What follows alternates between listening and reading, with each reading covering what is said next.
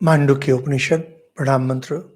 Om Bhadram Karne Bhishinuyam Deva Bhadram Pashe Makchabhirya Jatra Sthirairange Stustuvagum Sastanubhi Vyashema Deva Hitam Yadayuhu Swasti na Indro Vriddhashava Swasti na Bhusha Vishwaveda Swasti nastakshyo varishthanemi Swasti no Brihaspatir Dadhatu Om Shanti Shanti Shanti Hari Om. So we begin with verse number 30. Actually,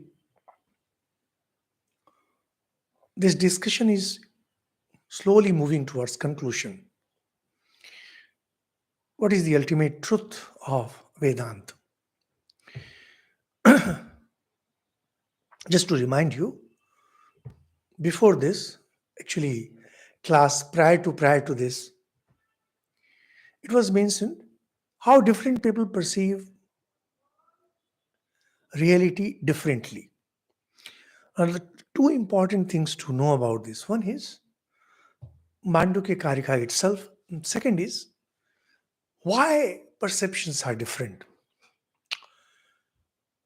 Those of you who are well aware of the spiritual world, and those of you who have studied Sri Ramakrishna, that is Sri Ramakrishna literature in the form of Gospel of Sri Ramakrishna, his biography, etc., you know that if you really want to understand the Veda and the Upanishads and how true they are, you need to have a very good grasp or at least some knowledge of Sri Ramakrishna literature.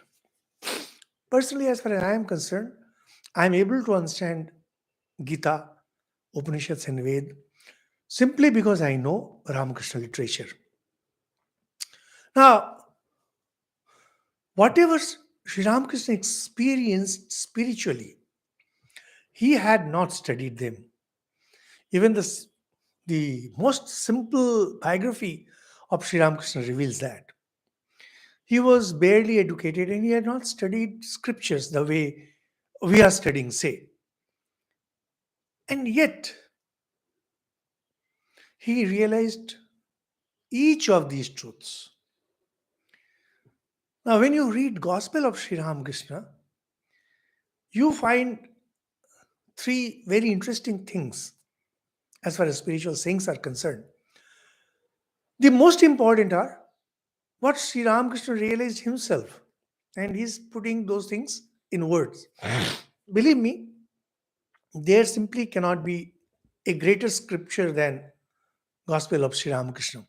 Maybe the Ved, but this being much more accessible, much more understandable, and nothing like Gospel of Sri Ramakrishna. Second, you will find that once in a while, very rarely, but it is there, he talks from scriptures, not because he knew, but things that he had heard from different sadhus and mahatmas who used to come to Dakshineshwar temple. Whatever he had heard from here and there. But those things were meant to corroborate what he himself had experienced. This is a very, very, very important thing.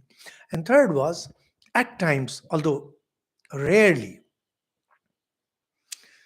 he would put those ideas through argument. Like he would say that, okay, fine. Try to reason who you are. So these were a little less, nevertheless, these were there. Now, when you read Gospel of Sri Ramakrishna, anyone interested in the study of spirituality must study Gospel of Sri Ramakrishna in Bengali, Sri Ramakrishna Kathamrita. You find that actually it's a treasure house of spiritual realization, not of spiritual wisdom in the sense that they're not copied from here and there. Like there are some sacred books, particularly in other religions, where things are collected from here and there. not the gospel. These are all his own realizations. And simply to corroborate that, see, these are truth. Sometimes he says that the Ved talk like this, the Upanishads talk like this, but you may not be able to find those things exactly in the Ved and Upanishads simply because Sri Ramakrishna was not a scholar. What he had heard, the way he had heard, he narrates. And lastly, the reasoning. Mandukya Karika is exactly that. Gaudapada, either himself or from his guru whose name we don't know, he realized certain truth. Of course, not as vast as Sri Ramakrishna, definitely, because Sri Ramakrishna had performed spiritual practices through every path. Not, not our Gaudapada. That makes no difference. Now, he being a scholar, like in Vedanta, the monks who belong to the tradition of Vedanta, they usually have a thorough knowledge of the Ved and the Upanishads. So Gaudapada brings in scriptures to prove that, well, what I have seen is not only truth, but is corroborated by the Ved and the Upanishads. But more importantly, he uses arguments, spiritual realizations coupled or maybe put before us, put before the audience through arguments is the rarest of rare. You just don't find anywhere. No world literature has done it. Never. So here in this Mandukya Karika, that way is extremely important because basically whatever Gaudapada is talking is from his own realizations. He is using Upanishads and sometimes Ved to to show that, well, there is a tradition to it. Why do you quote Ved? Just to show that there is a spiritual tradition to it. And then you use arguments too. But when you come to the world literature of spirituality, you find two kinds: exclusive, inclusive. Exclusive is where you say that I have seen this, this is the truth, this is the path, and if you don't believe in my path, off with your head. I'll make sure that your head goes off. Hindu tradition doesn't go that way. Hindu tradition is inclusive. So Gaudapada has to explain why people see things differently, why people see prana as ultimate, people see Kali and Shiva as ultimate. And then beautifully in the previous talk we discussed, Yang Bhavam Darshayati Yasya, mother of all philosophies. The understanding that you have, that you got from Guru, that is your worldview. And that worldview protects you. Now, why is it that why it is that way? See, we need to understand the process of knowledge. Process of knowledge is rarely discussed, and we have explained it maybe in different talks. But these things require repetitions. Process of knowledge, not information, mind it. Process of knowledge, where you know this to be true. And why knowledge is important? Because that gives you power. Knowledge liberates you. Knowledge gives you power. How do you acquire knowledge? How do you get knowledge? Once again, knowledge and information, these are two different things. Information is that which flows into your mind, stays there, running riot. You cannot make sense of it. You cannot create pattern out of it. Knowledge is when you know that to be the truth. It gives you power. It liberates you. You can apply it anywhere. When we were young, studying maybe in class 6, 7, 8, we used to memorize those formulas from mathematics and physics. And the examples that were there given in the books, we would try to apply those formulas. But we didn't have the knowledge of that formula. With age, that knowledge has evolved. How it happens? The one example that we can use to make the idea clear is the process of crystallization. When you want to have a crystal of anything, say, let's say potassium permanganate, you take water and you keep on putting crystals, impure crystals of potassium permanganate in that solvent, in this case water. And when you find that it cannot take any more, you stir it well, put more, and then you heat it. The moment you heat it, you find that now there is scope for more crystals, impure ones. And you go on pouring the impure ones. Earlier it was saturated solution. Now it is super saturated solution. And then comes the external crystal from outside. And crystal formation now takes place. The percentage purity of the new crystals that are now formed, depends entirely on the purity of the crystal that was put from outside, not from what was inside. Inside, that is, the crystals that were dissolved were impure. It doesn't matter how impure, howsoever impure, you have to just go on pushing more and more and more into it. Saturated solution, super saturated solution, and then you put the crystal from outside. Depending on the level of purity of the external crystal, the new crystals will have the same kind of purity. When information comes, for example, when I was young, I was reading books. They were all information. And then I gathered more information. And I used to read all kinds of books, whatever novel and whatever travelogues, whatever, anything that appealed to my mind. Because I was thoroughly bored in life. Person who is bored, he collects information. Person who is wise, he collects knowledge, he collects wisdom. I was a thoroughly bored person. And then I moved around with my teachers. So it was like stirring, it was like hitting. And then finally it clicked. Oh, it's like this. So now I understand things. And because I understood, so all the information that I had gathered over the years, slowly there is that crystal formation. Exactly this is what happens in your social life, cultural life, and spiritual life. You need to go on pouring. If you do not have information, do not expect to have a large crystal, because if you want to have a large crystal, you need to have a lot of information. Think of Swami Vivekananda. He had studied so much.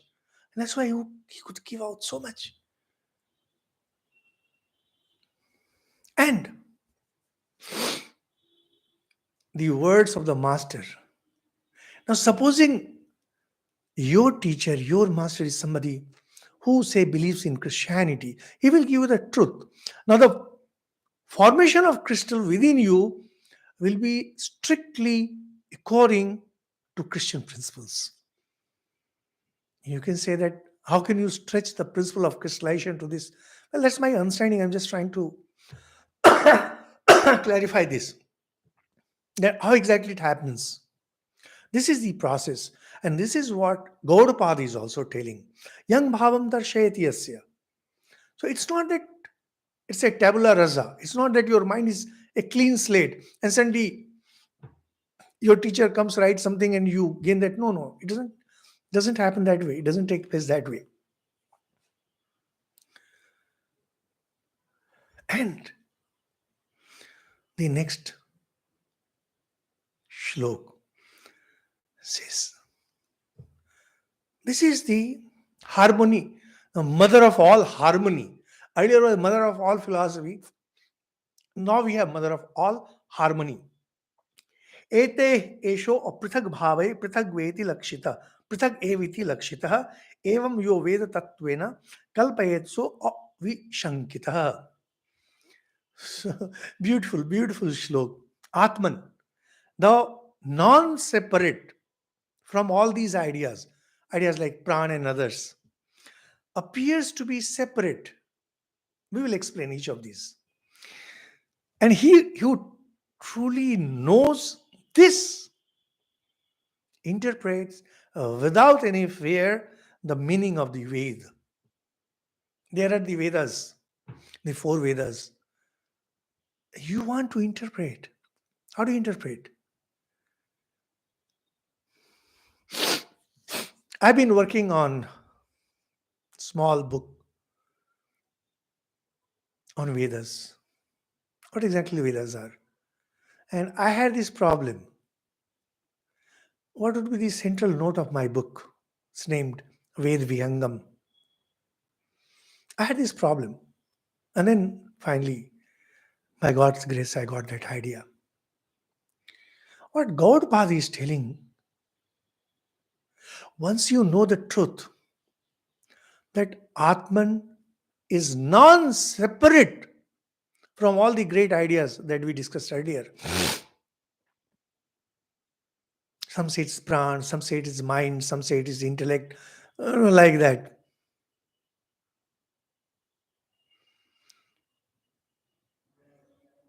Under normal conditions, we think that we have a mind is the ultimate, and there is Atman, I have a soul. These are two different things.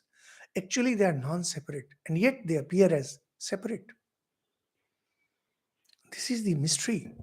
And says, he who truly knows it, the importance of knowledge, importance of realizing the truth, there's nothing theoretical about it. You have to know it. Only he understands the truth, and only he can explain the Ved. You cannot, unless you have seen it, unless you have known it. My favorite example, which I use very often, Swami Vivekananda, while moving through Punjab, had a wonderful vision where an ancient sage was chanting from Gayatri Mantra, Ayahi Varade Devi. And later on, Swamiji was to say that Shankaracharya must have had a vision like this, because the Vedas are the national cadence of India. The Vedas are the national cadence of India. The national music, national tune. Whole of India is woven around it, that tune. Indian way of life, Indian way of thinking, Indian way of dress, everything is woven around that. But for that, you have to know what's the truth. That it's Atman alone. Atman alone that appears as mind.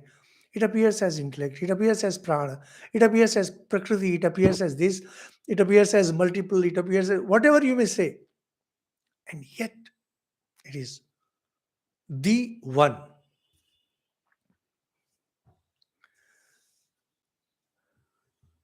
Which means that those who believe, say, in Kali being the ultimate, Shiva being the ultimate, Vishnu being the ultimate, they're absolutely correct. And that's why Sri Ramakrishna had no issues with other religions. For that matter, Swami Vivekananda doesn't have any issues with other religions. We don't have any issue with any other religion. Why? We know it is that same Atman who is appearing to a particular devotee as God of his religion, his belief, or her belief. Now, if somebody says that Shiva is the ultimate God. We have no issues with that. Absolutely true. But then if you say that Shiva is true, Vishnu is not, then we put a complete cross mark. Can Hindu religion accept other religions? 100%. Can Hindus accept gods and goddesses of other religions? 100%. Then how is Hindu religion different from other religions?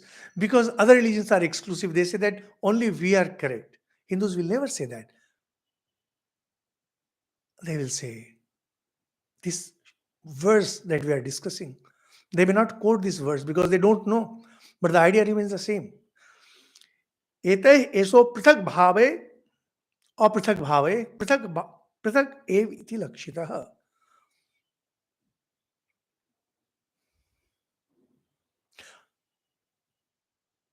All the forms of God are actually one, yet they appear as different.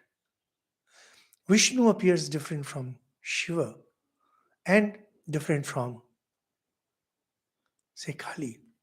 Actually, these are all one. And what is that? Atman, Satchidananda. Pure existence. There's the pure existence that appears as Brahma, Vishnu, Mahesh, and God of other religions too. They won't accept it, but it's none of our issue. That is what Gaudapada says. One who knows Atman to be the ultimate truth can explain the Ved. So, actually, all these differences that we see is all because of the mind. Is that God is infinite. Upanishads call that God Atman or Brahman. When you see it through the medium of mind, depending on what kind of crystals you formed, yang bhavam darshayat yasya, what Guru taught you, that's your mind. Then that's infinite now appears to you as maybe mind, appears to you as God of the Christians, appears to you as Kali, because there is the intervening medium of mind. What about non-intervention of mind? Then also you will see only Atman, and you will not see Atman as becoming all this, and then you will ridicule them. This is what happens with most people. The truth, according to Gaudapada, lies in the fact that Atman alone has become all this. It's not that Atman alone is the truth. Atman is truth, no doubt. But Atman alone appears as all this. Nowadays, somebody has written about Vivekananda, and that idea has been popularized by this and that person. There's no novelty about it. This is a very old Indian thought. It's the Atman alone that appears as Shiva. Atman alone that appears as everything else. Whether you call it name and form, whether you call this, idea is same. Idea doesn't go anywhere. Now, while explaining this, Acharya Shankara uses some arguments. These arguments are pretty important. First of them is that this idea of non-separate and yet separate, as says, no, Atman appears as separate and yet is non-separate, is a problem of substratum and superimposition. Think of a desert and think of the mirage. Desert and mirage. Actually, they are one and the same. What is desert is mirage, mirage is desert. And yet, under normal conditions, we see mirage on the desert, and it's considered mirage to be the truth. Now, all these varieties that we see, some people saying this God and some people saying that God, they are like waves on the ocean, waves of the ocean, waves in the ocean. Substratum is the ocean. Atman is the Atman is that substratum. And the emphasis from Acharya Shankar is that any such statement must be corroborated by the Vedas. Plus, it must be logically correct. This is where Hindu religion differs from other religions. This is another very important aspect. Other religions will never go to question those statements. Other religions will never try to put arguments. But as you might have seen from day one, Mandukya Karika that we have been discussing, arguments, and they explain it's because of this, because of that. They are not the ultimate arguments, mind it, because very often they will be using statements from the Vedas, from the Upanishads. So, the importance of spiritual tradition coupled with arguments. And that is when your understanding, your realization becomes truly valid. Third, very important thing in this is one who knows the truth. It's like, think of a mom who has some kids, maybe 3, 4. Nowadays, of course, it's a single child policy mostly all around. When we were growing up, it was 3, 4 were norm. So, kids, depending on their age, understanding, and the way they were taught, they would address their mom differently. And one who knew that the same mom being called.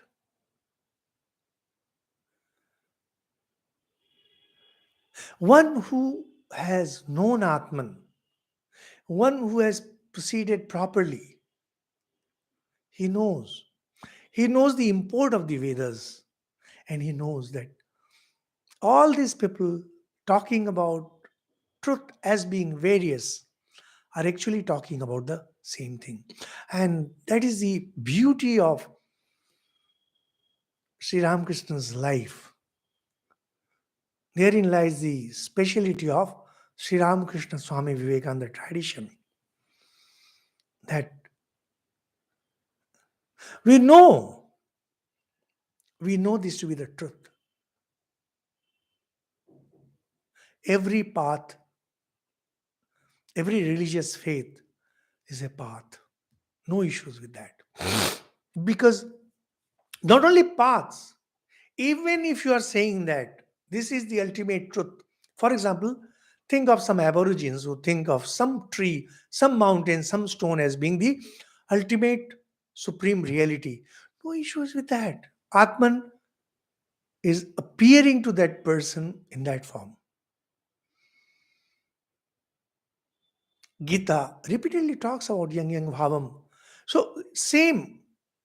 Then ye yatha mang prapadyante. So these things are in Gita too. Actually, this is the Indian thought process. We have absolutely no issues with other religions. Other religions may have issues with us because we are more Catholic, we are broad. They are not. Sometimes when people come attacking through their comments on our YouTube channel,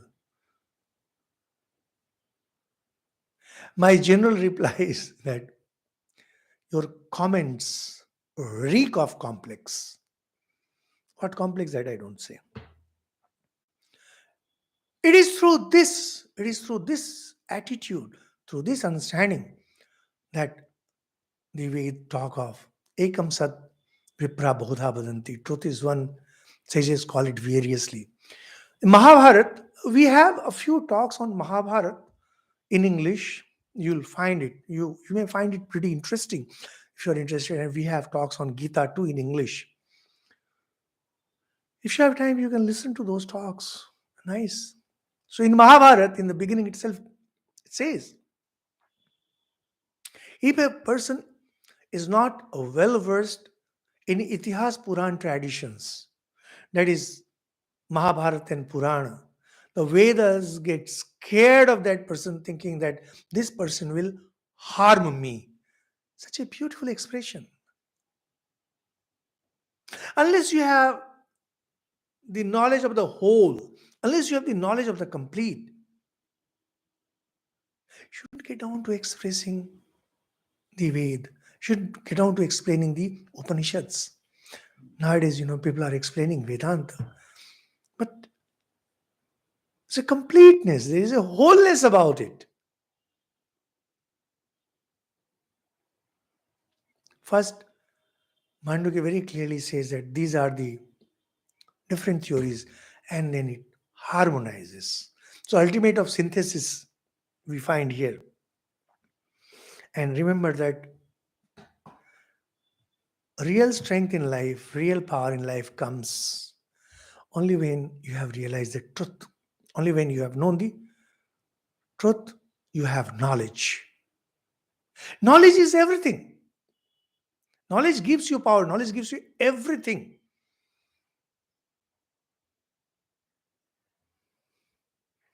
The Vedas are knowledge. And how do you understand the Vedas? Through a comprehensive approach, by taking the whole.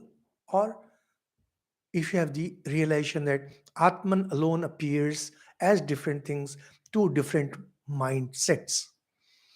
Actually, Atman is not taking up something like an actor's dress. No.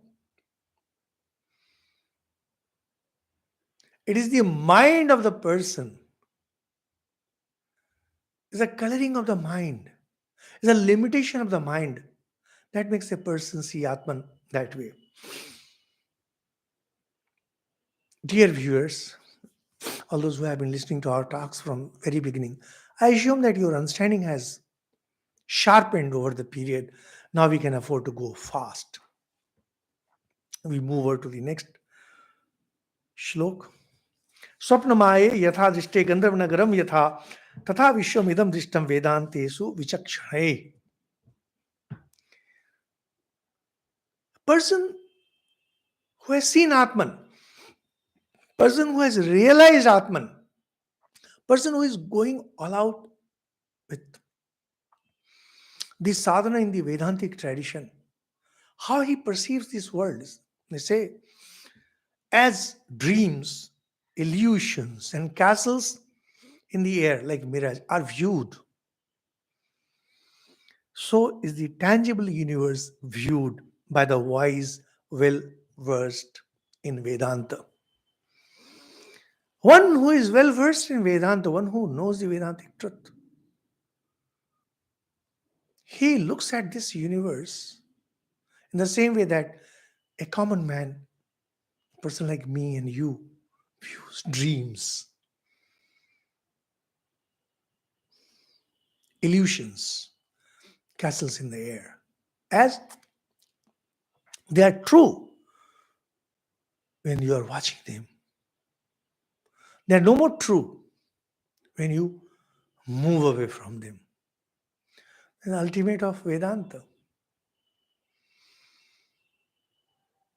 It is all a big illusion, but not illusion in the sense that we understand. Illusion in the sense that these do not have the ultimate reality. Mind, these do not have the ultimate reality.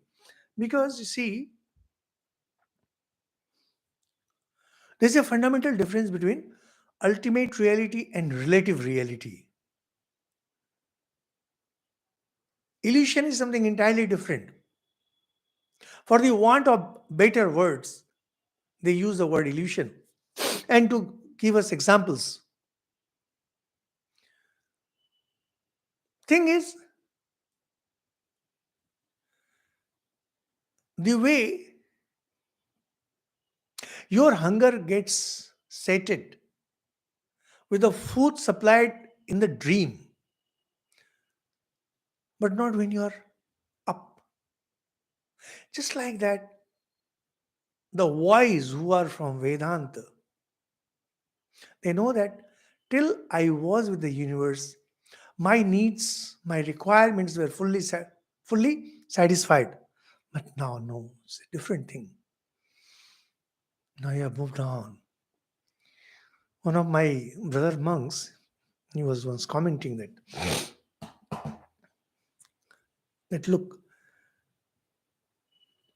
he said he knows Mandukya, he has studied, but he says Mandukya Karika doesn't fascinate me. Why? He gave this idea that once I apply this knowledge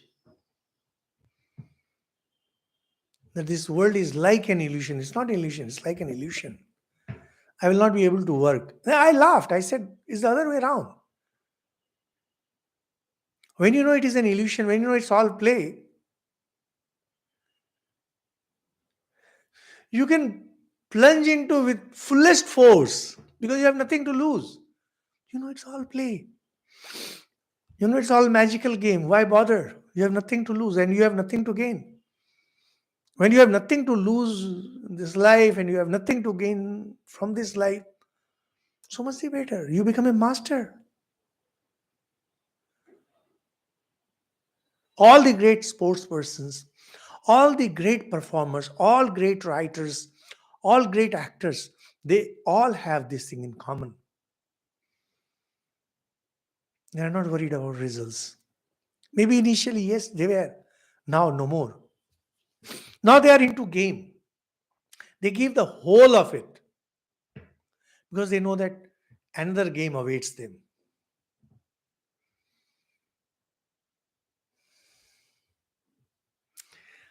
This verse is very simple. It's just the conclusion of the discussion. And its ultimate conclusion comes in the next verse. It's a beautiful and one of the most interesting verses that is there in the Upanishads and I mean in the Vedantic tradition. If you go to Uttarakhand, the Himalaya portion, most monks keep this shlok memorized and they quote Na nirodho na chodpattir na baddho na cha sadhaka na mumukshur na vai mukta ityesa paramartha. This is ultimate of Vedanta. Cannot think of, you cannot dream of something higher than this.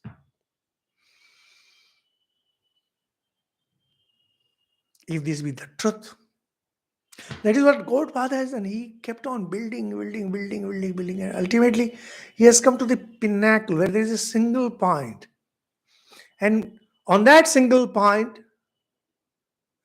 the weight of the entire universe is balanced. When in my high school, I was studying center of gravity. And the center of gravity was very fascinating topic for me. Because at that age, I rarely understood anything that was taught to me. I still remember practically everything of center of gravity. And I was fascinated by the fact that every object in this universe has a center. Now, by center means point of gravity. So here is this pen, my favorite example.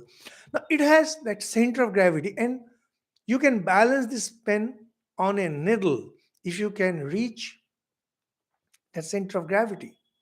And how they do it is simple. They draw lines, and wherever that all the lines cross, that's the point, so etc. etc. Those who have studied physics in high school would know that. I was extremely fascinated, even that at young age, and to think that this huge earth can be balanced on a single needle. Simply if you can reach that center of gravity. You might have seen some very good football players making the ball dance on their fingers. Basically, they're playing around their center of gravity. It's very difficult to pinpoint the center of gravity of a football. So they take a smaller cross section of that area and make it move so that they can be around that center of gravity. And same with this entire universe. This whole universe can be balanced on a single point. If you can locate its center of gravity,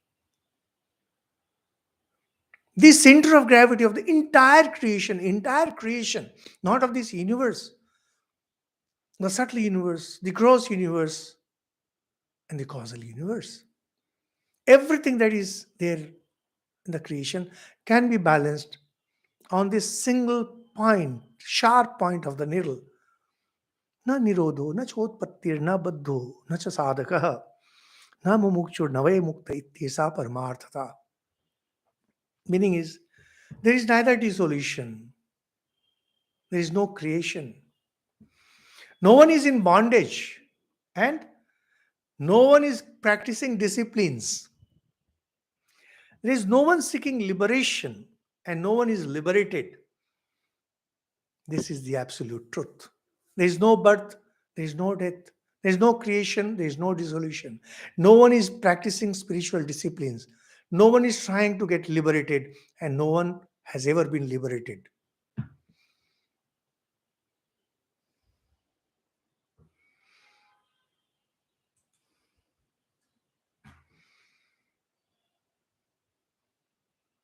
Can you imagine?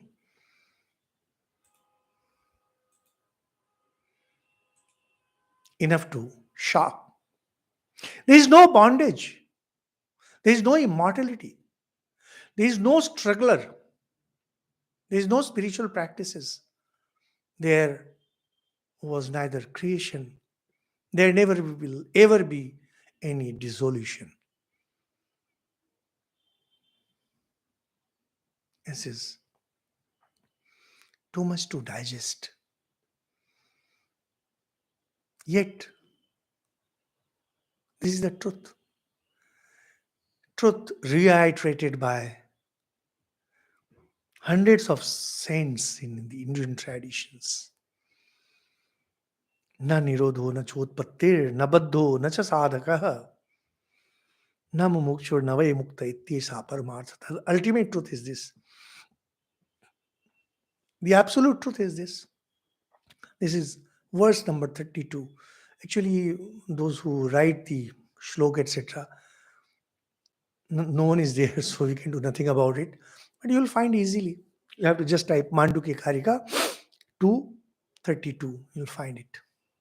I'm so sorry, I can't help. There is neither dissolution, there is no creation. No one is under bondage. You are not under bondage. You were never under bondage. And no one is a spiritual struggler. No one is trying to seek liberation. No one is liberated. No one was ever liberated.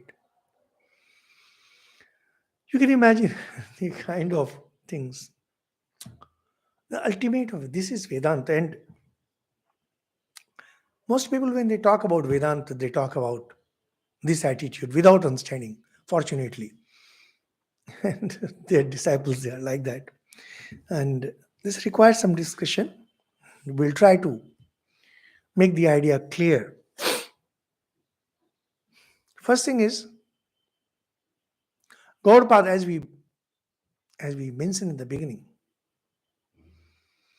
whatever is spoken in Mandukya Karika is straight from realization, what they have seen, and corroborated by the Vedas and made strong by arguments. Arguments have been going on from the beginning. So naturally, if you say in one sentence, it's not possible. So 2 days ago, somebody sent us a mail. He wanted to know this, and tell us where all to find the videos. The mail was forwarded to me. So I told that you just have a look at our channel, YouTube channel. He said, no, please be specific. I wrote, learning requires labor. Now, if you can't even look at the playlist, you don't deserve learning.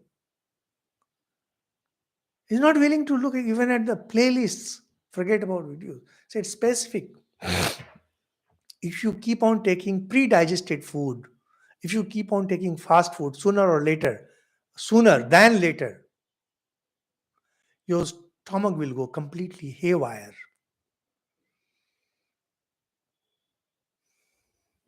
That's why after 6 months or so, newborn, that is babies, they're given some food so that their system starts ticking. When it comes to religion, we want the most simplistic truths.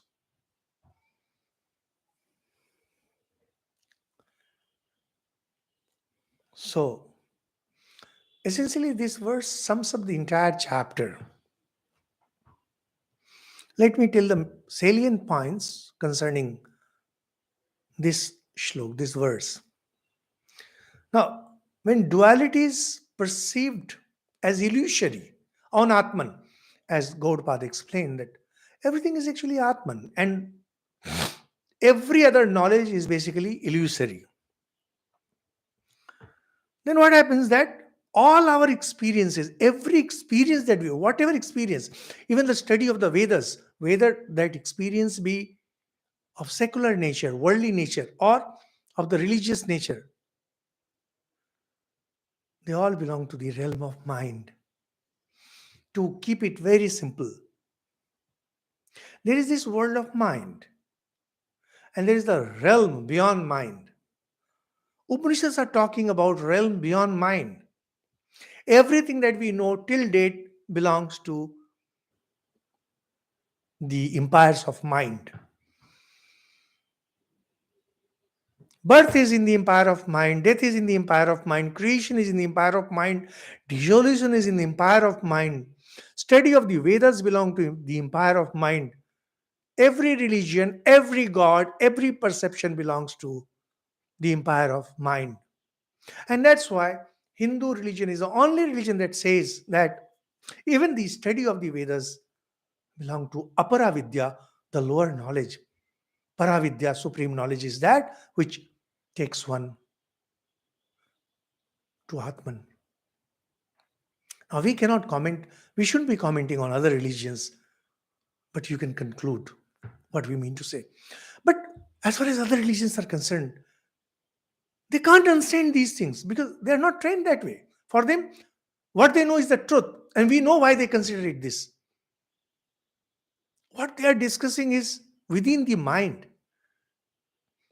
Whole of science, when they're discussing the problem of consciousness, only 2 days ago, I read an article which says that Earth is a living thing.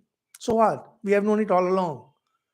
And it's an ancient Greek theory where they talk about Earth as Gaia. Gaia is where it's a living entity. Suddenly, scientists, he digs up something from the old manuscripts, old ideas, and comes up and gets some recognition. Thinks he's saying something. We have known it all along. Most Puranas begin with this. Earth takes up the form of a cow and goes to Brahma and says, I cannot hold this weight. Do something to reduce this weight. However, whatever science discusses belongs completely to the empire of the mind, region of the mind. So whether you are doing spiritual practices, whether you are worshipping God, whatever God that be, whether you are into Ved or into your scriptures, you are within the mind. You cannot go beyond mind. So this perceiving of dissolution and perceiving of creation, when you are discussing creation, when you are perceiving dissolution, perceiving is the most important thing, and perceiving means mind. That means creation and dissolution belong to mind. So there is no creation, no dissolution. From the standpoint of Atman.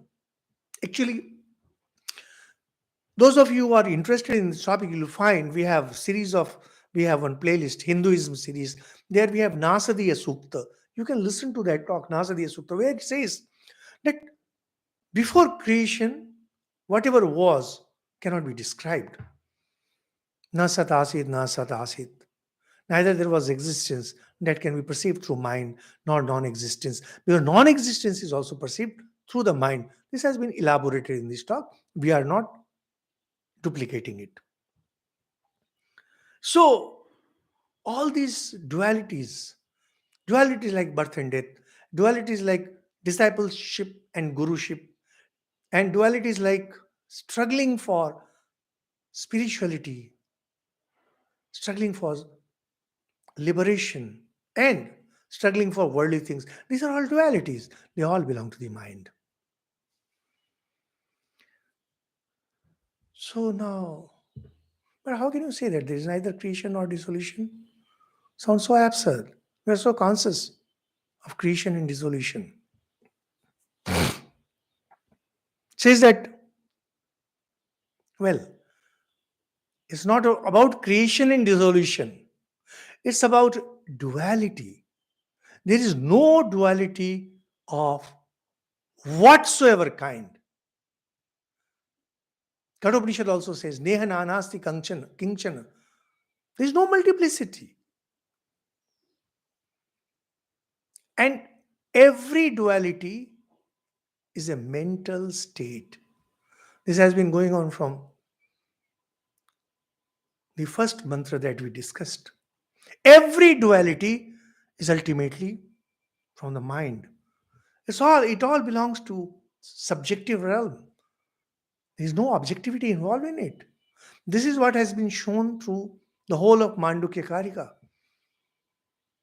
Every time you think of duality, you have to bring in mind. So, the simplest thing that can be said in its favor is that when there is deep sleep, one doesn't perceive duality. And when one is in samadhi, one doesn't perceive duality. As far as deep sleep is concerned, we all know. As far as samadhi is concerned, we have the words of the masters. But most authentic words come from Sri Ramakrishna, where he said, when he was doing Advaita sadhana, Mother Kali was appearing before him. That means there was this duality of him and Mother Kali. There was nothing else. Ultimately, he had to cut her asunder. And his mind went into the realm of the absolute, where there was no duality. And if you find that this non-duality is a spiritual thing experienced by the masters, and you find that a shadow of absence of duality, we experience practically every day during deep sleep, then you realize that yes, there are moments when there is no duality. Of course, dualists, like those who belong to Madhva school of thought, they come up with their argument. Why argue? We have it from the authority of the Upanishads. We have this from the authority of Sri Ramakrishna. So what is there to argue? You have greater talent and naturally you can put me down. But that doesn't change the reality. That doesn't change the truth.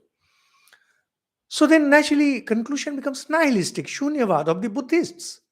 There's nothing. Acharya Shankar says no. Acharya Shankar is commenting. He has written his commentary and he says no, it's not possible. Because unless there is one substratum, unless there is a substratum, you cannot have any imagination. So there has to be something. Says, what if the substratum is also unreal? It's a beautiful argument. What if substratum is unreal? That means you are talking about snake and the rope. You say that snake is unreal. What about if rope is unreal?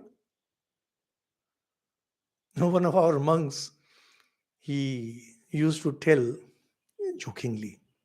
People say Brahma Satyam Jagan Mithya. Now supposing it's the other way around, Jagat Satyam Brahma Mithya, then what happens? Like if there is a rope, if there is a snake, and you mistake it for rope, then what happens? That's an analogy. This doesn't happen in Vedanta. In Vedanta, they will say that consciousness precedes imagination. Very important statement. Consciousness precedes imagination. If you imagine something, there has to be a consciousness. It's not about confusing between snake and rope. No. It's consciousness and imagination. For every imagination, you need consciousness.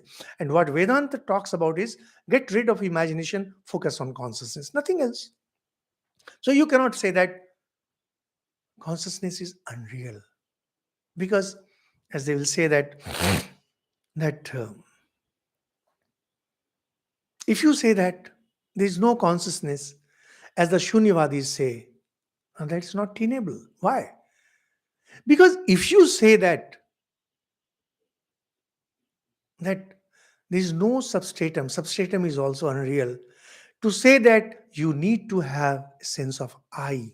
The moment you bring in sense of I, to negate I-ness, there also you need I. So you cannot say that it's all shunya. Unfortunately, later critics of Advaita, they started telling that Shankaracharya is Prachanna Bodh. That is, he's actually a Bodh with a mask. No, it's not that. Critics will come up with any argument. Like in India, you'll find that Hinduism is attacked by everybody, and they come up with weird arguments. So the question is, look, you are not able to explain what is Advaita. You are not able to explain the truth of Advaita. So how can you remove the idea of duality from my mind? Actually, you might have noted that dual, non-dual state is not explained. For example, if you go to any of these bhakti schools, say, supposing you go to a church, they will go on talking about God is like this, God is like that, although their God is just like a person with certain qualities. Similarly, Vaishnavas, when they talk about Krishna or Vishnu, they'll go on talking about qualities, and you can imagine. But in Advaita, they cannot. Say, you cannot talk about Advaita. How can I get rid of duality? Acharya Shankar says beautifully, duality is superimposed. Atman is the reality. Atman is reality, something which is known by everyone by the sense of I exist, I sleep, I eat. Sense of I-ness is there. That which is evident, that which is self-evident. Why do you need scriptures to tell that? It's a believe me, it's a phenomenal argument. It's a phenomenal argument.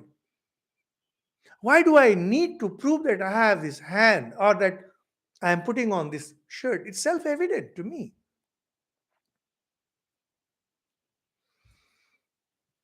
That I have a body is self evident to me under normal conditions. Scriptures are meant to teach you something which is not self evident. Duality is self evident. I keep telling that me and this pen, we are different. For this, I don't need scriptures. I know I'm different from this pen. So why do we need Dvaita? Why do we need duality?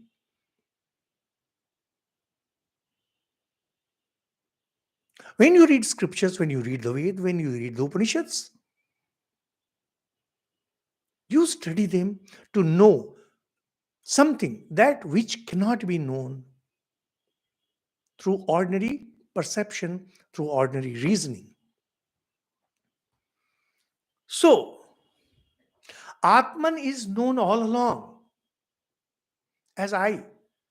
Duality as superimposition is not known because we consider duality to be the truth.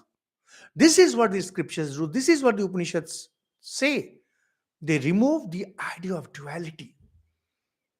It's like you have put on the blinkers. You have put on the blinkers. Guru comes and removes your blinkers. You can see clearly. You could see all along. You have just put on blinkers. Sometimes, kids, 4-year, 5-year-old kids, they get confused about something. And they start shouting and crying. Then mom comes and clarifies, oh, it's like this. Oh, I thought it like this. Kids would say. Just like that. We have put on stoppers, we have put on blinkers. And we complain we are not able to see. Duality is like the superimposition. What the scriptures do, what Guru does is they remove those blinkers. And the truth, which is self evident, which was always self evident, blooms. So, is there no birth, no death? Yes, it is very much there for everyone who is within the mind.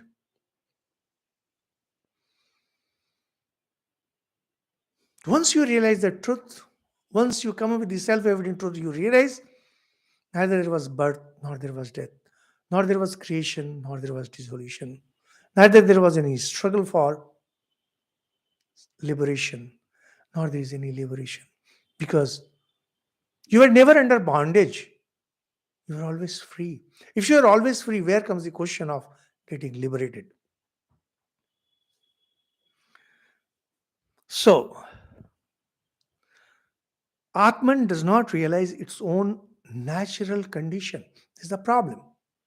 The problem with us, the problem in this world is we don't realize our natural condition. We always see ourselves as I plus something. What the Upanishads do? They remove I plus something, that plus something they remove. And you become what you are.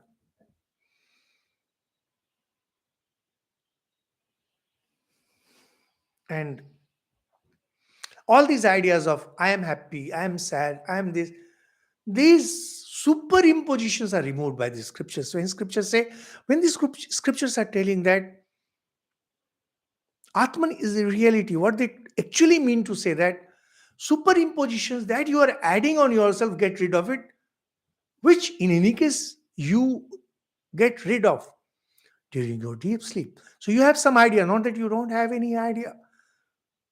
And look at the great sages. You see the same truth. Think, like once somebody was talking to Sri Ramakrishna, Sri Ramakrishna says, think who you are. Are you the body? Are you the mind? Like that. Just think. And you will realize that these are all superimpositions. So, this way we find that whatever has been discussed here, it's it refutes the idealism of the Western philosophy, where mind is everything. It also refutes the Kantian view, Immanuel Kant's view, where he talks about mind and something thing in itself, because according to Vedanta, mind is false. Mind doesn't exist. And objects do not exist. Kant used to talk about object in itself. Object has its own reality. Vedanta doesn't accept. So Vedanta is neither near Kant nor it is idealistic. Either way. So every imagination that we are having of happiness, sadness, it's all because perceiver is there. I am that perceiver.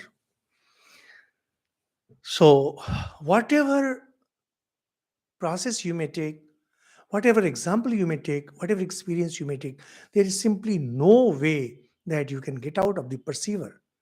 So Vedanta is neither Shunyavad, Buddhist, nor it is idealist, nor it is a rationalist, nor does it follow objectivism, nor it is Kantian, nor it is Hegelian. Vedant is Vedant, where Atman alone exists. Thank you so much. Om Shanti.